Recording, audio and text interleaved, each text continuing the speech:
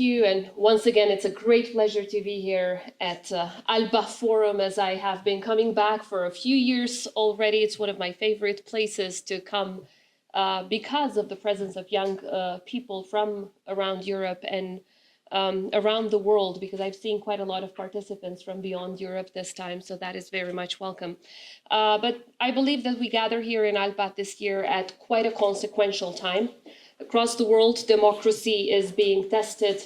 It's being challenged by autocratic regimes, by the erosion of trust in the institutions, by deep polarization, and oftentimes, as you rightly pointed out, through the forces of corruption. In the Republic of Kosovo, we are unshakable in our belief that by choosing to pursue democracy, the rule of law, and institutions of accountability, we are pursuing a promising future. Our journey has not been easy, but Kosovo today shows that even the smallest of nations, even the smallest of democracies, can be resilient in facing these challenges. International indexes year after year have confirmed Kosovo's progress in the rule of law, in democratic governance, as well as in fighting corruption and crime, even at a higher level compared to so many long-standing democracies. This commitment is also deeply personal to me. Long before becoming president, as a member of parliament and in different political positions, my political career focused mostly on rule of law and fighting crime and corruption. Strongly believe that that was the precondition to every success.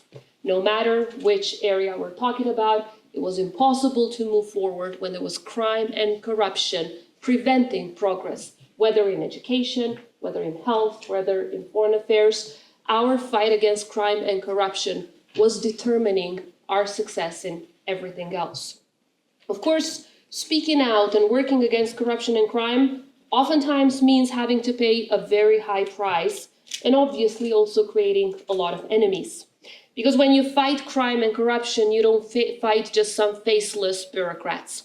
You will have to fight a lot of politicians, and you will have to fight very strong mafia criminal gangs.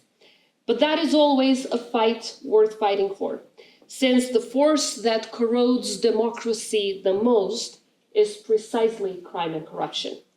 In situations like that, silence in the face of corruption is surrender.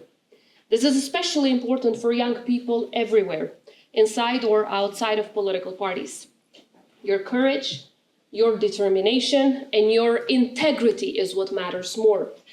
Do not underestimate the power of your voice, because your voice is especially important now as our continent faces extraordinary challenges, on one hand, that relate to security, and then on the other hand, that relate to erosion of trust and credibility.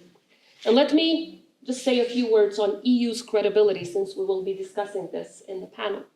I think the EU's credibility heavily rests on one thing: principle. It depends on rewarding those who fight for democracy and the rule of law, not those who destroy it, on standing with reformers, not with autocrats, on building alliances with those who share those values, rather than appeasing those who undermine them. Alliances must be principled, not only strategic. Unity must be constant, not episodic or only when it's convenient and easy.